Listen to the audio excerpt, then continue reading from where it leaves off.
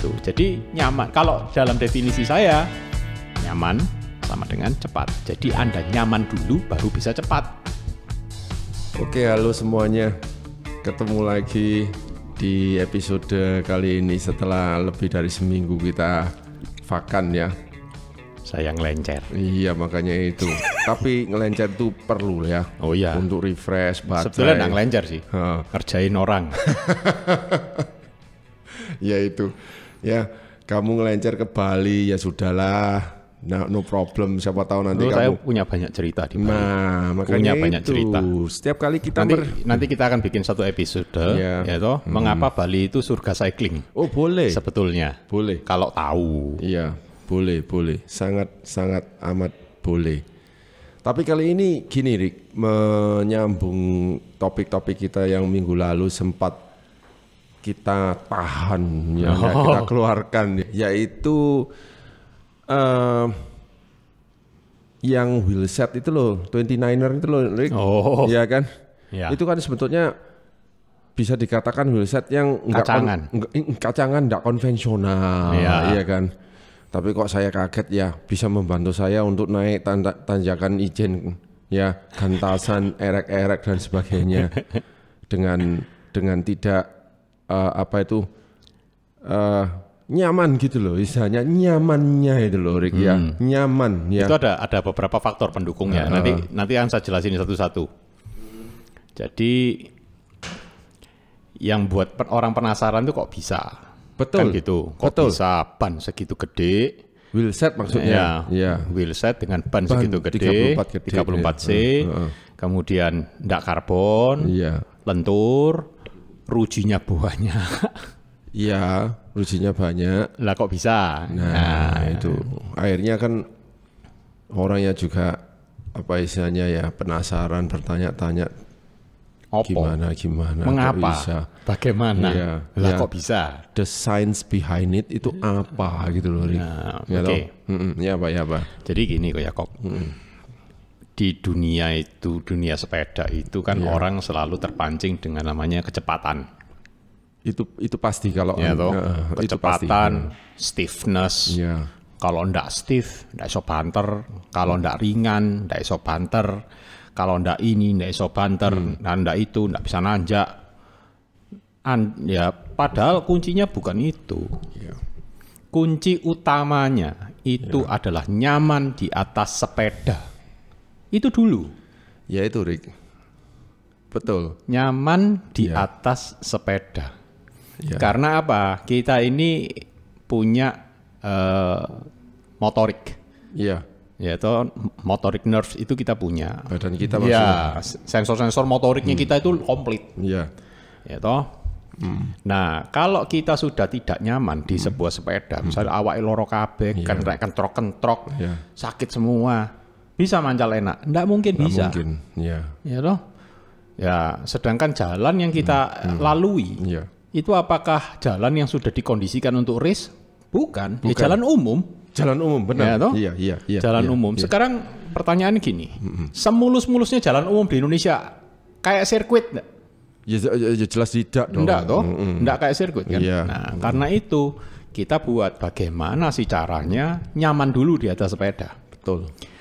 Kalau kita nyaman di atas sepeda, yang namanya vibrasi dari aspal itu akan berkurang. Betul. Sehingga secara tidak kita sadari bahwa motorik sensor kita ini mengatakan bahwa ini kamu berada di jalan yang halus. Kamu tidak perlu membalan sepeda, kamu hanya konsentrasi pedaling. Itu yang saya rasakan. Iya. Jadi kenapa saya udah pakai 29 ini aja kok ya, ngapain pusing-pusing. Ini aja pakai. Karena logikanya gini, saya dengan sepeda yang lebih berat, pakai wheelset seperti itu, ya naik-naik aja sih enggak masalah. Gitu loh. Getaran itu enggak terasa. Nah, sedangkan yang naik road bike kok ini, yang itu, yang ini, yang itu. Loh, enggak nyaman di atas sepeda. Sewaktu saya dalam perjalanan Surabaya ke Banyuwangi di hari Jumat itu ya. Itu yang saya takutkan itu kan beratnya itu loh. Beratnya itu yang akan membuat saya ini kepayahan awalnya. Tapi begitu saya sudah melalui Pasuruan yang ada rollingnya dengan nyaman. Nah iya. Saya merasa konfidensinya. Jalan itu terasa halus semua. Jadi istilahnya walaupun ada misalnya sedikit lubang apa-apa, saya terak aja, saya guaprak aja. Nggak ngurus. Vibrasinya yang kamu sebutkan tadi sangat. Bahkan istilahnya ban saya 34 loh. Dan waktu itu tubles lagi. Nah, tubles terus low pressure kan? Low pressure. Karena saya di bawah 50 PSI. Nah, iya. Jadi kayak istilahnya, saya kayak naik limusin. Nah, analoginya gini. Okay. Analoginya gini. Kalau kita bawa mobil sport, mobil lah, ya kan? Kita jalan umum gitu. Berani becek. Nggak kerasa di dalam, goyang semua. Bener. Coba kita bawa Fortuner atau bawa Innova deh, atau bawa Avanza, berani kita becek. Berani karena apa? Nggak terasa. Nah itu dia. Itu. Nah begitu juga apalagi sepeda kan kita mesinnya, kita pengendalinya. Jadi kalau kita terganggu dengan vibrasi dari jalan karena terlalu stiff atau karena apa, jadinya badan kita nih capek nahan. Betul. Capek nahan. Betul. Tenaganya terbuang di mana? Nahan. Iya, nahan untuk berkonsentrasi tidak jatuh. Iya, betul. Sering-sering costing. Iya. Sering-sering costing itu melelahkan loh. Iya. Melelahkan. Nah, kalau kita bisa pedaling konstan, itu otot kita akan seakan-akan kayak punya muscle memory baru yang dia akan berjalan otomatis itu. Nah, ada lagi yang mempengaruhi bobot. Ya. Kalau sepeda itu terlalu ringan, ampang, apalagi long ride. Dan kena angin loh ya, ingat loh ya di daerah Probolinggo up sana, Probolinggo Keraksaan, Python, sampai situ Bondo. Itu nanti ada bahasannya tentang lawannya angin, itu ada bahasan sendiri nanti. Kalau kita jadiin satu, sampai mending. Sampai besok, Ciloko. Ya toh? Meledak. Jadi yang penting nyaman dulu. Kalau Anda sudah nyaman, maka tenaga yang Anda simpan di dalam badan itu lebih banyak dipakai untuk pedaling daripada untuk mikir. Itu yang saya rasakan, benar. Nah sekarang analoginya gini, lebih gampang lagi jelasinnya. Gini, kalau kita jalan di jalan traffic, nyaman enggak? Enggak nyaman kan? Enggak nyaman karena, ya toh, stop go. Nah, tapi kalau kita jalan itu langsam, santai, langsam, nyaman enggak? Nyaman. Karena apa? Ini fisika lagi. Jadi yang A1, sekolahnya dulu A1 atau kuliahnya teknik pasti tahu. Tergugah ya. Ayo diiling-iling. Asal kuliahnya dulu enggak titip absen.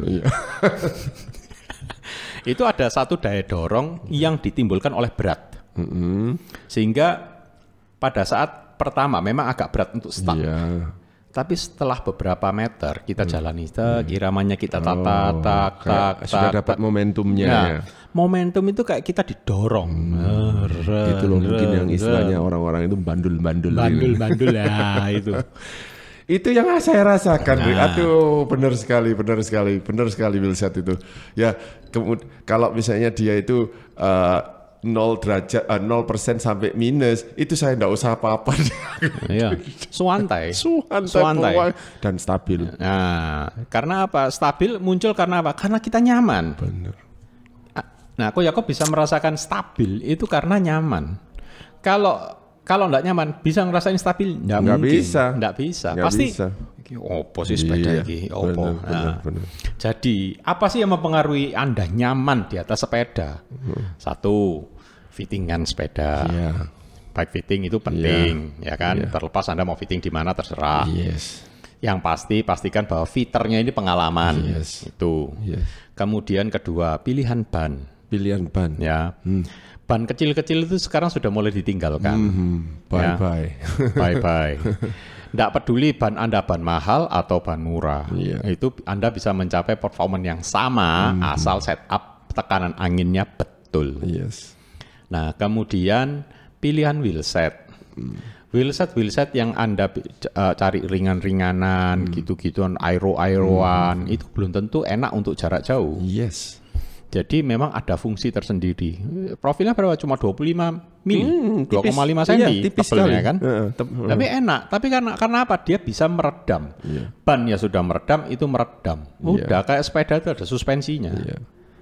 Santai banget bawanya. Waktu nanjak. Karena Anda nyaman, nggak takut di depan ada geronjalan atau apa ya, pedal aja, terus pedal lah.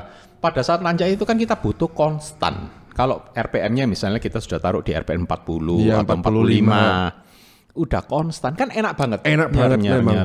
Saya rasakan di tanjakan sendeklek gantasan sama erek-erek aja, aduh nyaman sekali nih. Ini dijejek maju, dijejek maju, dijejek maju. Nah itu nanti perlu ditampilkan itu videonya. Oh ya nanti saya ya. Ini yang saya mau tanya Rick ya.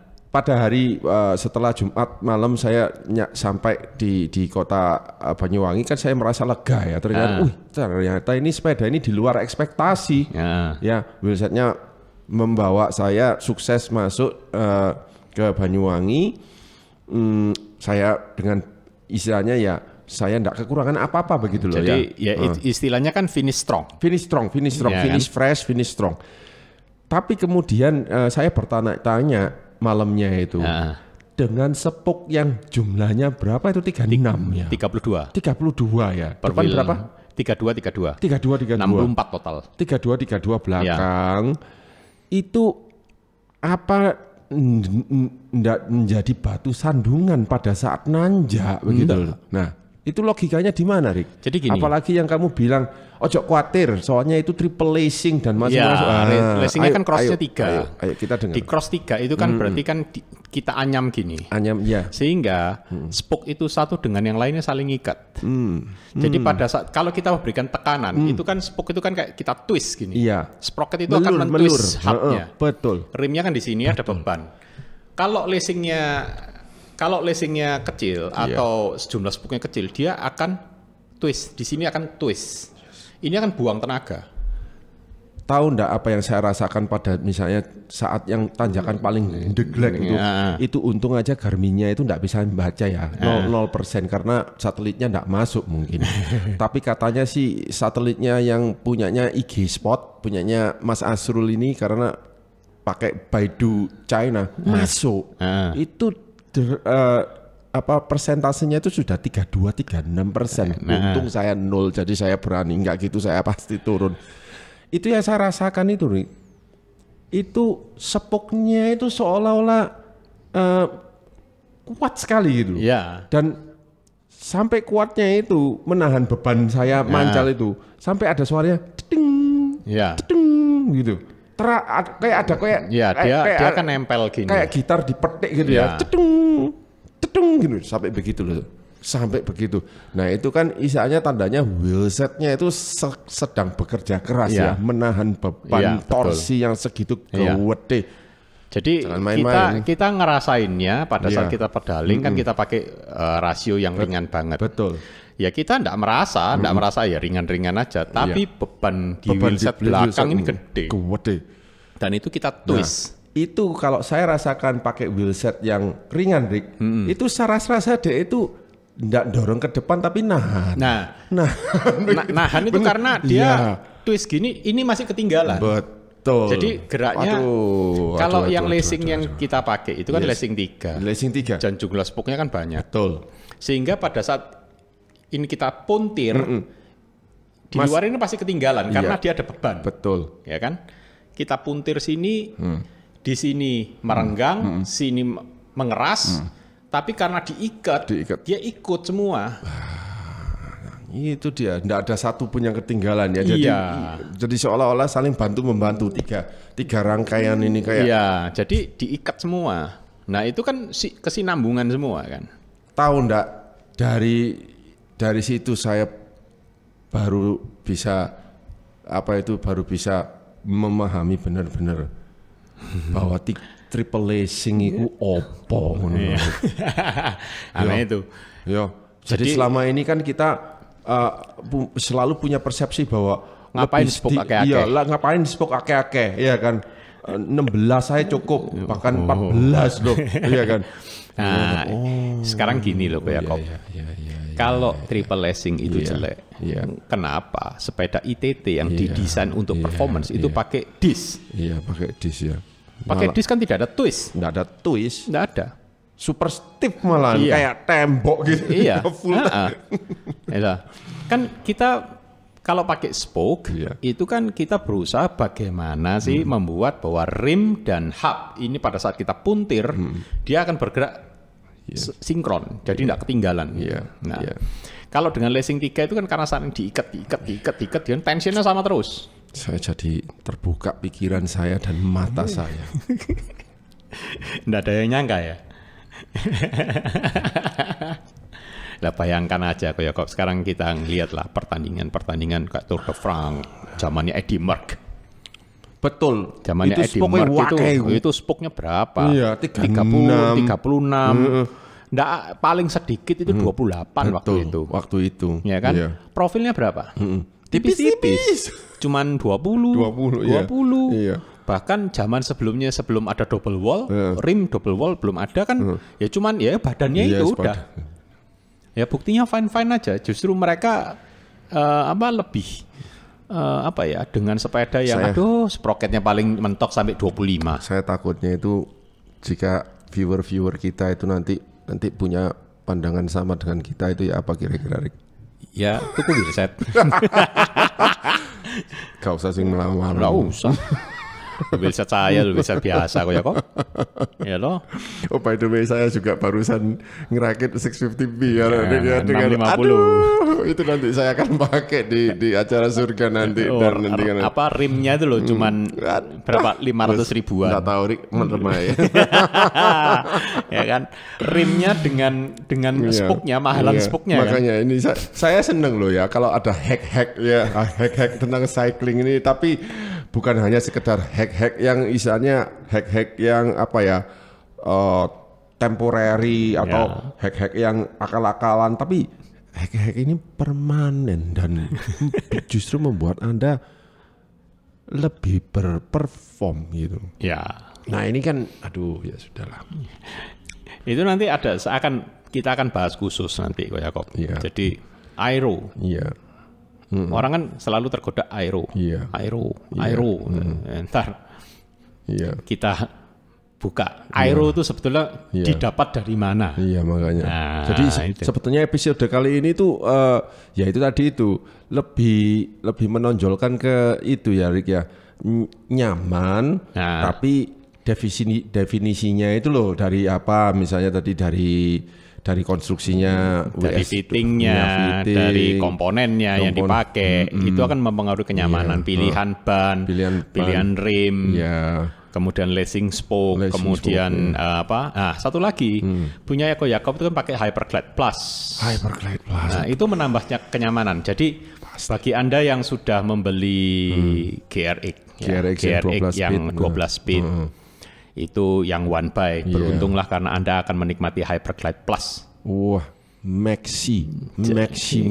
Jadi kalau mungkin di grup set GRX yang 12 speed yang di i2 atau yang 2 by itu tetap ada Hyperglide Plus-nya.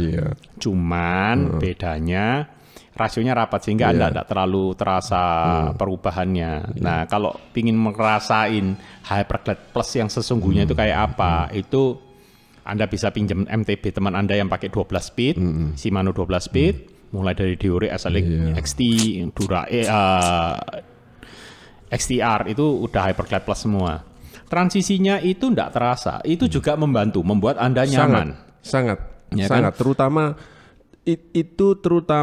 pada Anda tahu sendiri kan rute Pantura itu panjangnya luar biasa. Betul. Ya toh. Dan kalau sudah kena rollingnya itu bisa kadang naik turun, naik turun. Nah kalau itu kita perpindahan gearnya ngegap terus, betul. Itu kita capek. Aneh, tambah aneh. Kok terlalu berat, terlalu ringan. Tapi kalau di Hyperglide Plus itu kita digiring. Seolah-olah jadi 12 speed itu kalau kita pakai Hyperglide Plus seakan-akan punya 20 speed. Karena apa, di antara sprocket itu ada sisipan tambahan lagi. Luar Asik biasa. ya? Nah, episode kali ini setelah Anda lihat dari menit 0 sampai terakhir ini, simpulkan sendiri ya. Apakah misalnya apa itu cepat, definisi cepat itu sebetulnya apa dulu? Definisi cepat itu apa? Nyaman itu seperti apa? Apakah nyaman tidak sama dengan cepat? Tapi kalau dalam pandangan saya, nyaman sama dengan cepat. Iya. Nggak percaya? Nggak percaya, ya sudah. Nanti di judulnya saya bilang nyaman, tidak sama cepat. Nah, gini aja kok ya kok. Pasti semua pernah jalan lah di tol, bawa mobil di tol, ya kan? Yang satu sukanya narik-narik. 150, 160 tarik, terus ngerem sampai 80. Yang satunya santai, dah saya jalan 100. 100 konstan 100. Akibatnya apa? Bensin irit, ya kan? Waktunya sama waktunya, betul, velocity. Yang pada saat yang kebut-kebutan tadi hard brake, speed dropnya kan gede. Ya ini enggak, paling speednya cuma 10, naikin lagi 100. Exactly. Santai. Gitu. Jadi nyaman. Kalau dalam definisi saya, nyaman sama dengan cepat. Jadi Anda nyaman dulu baru bisa cepat. Sampai ketemu di episode selanjutnya. Terima kasih.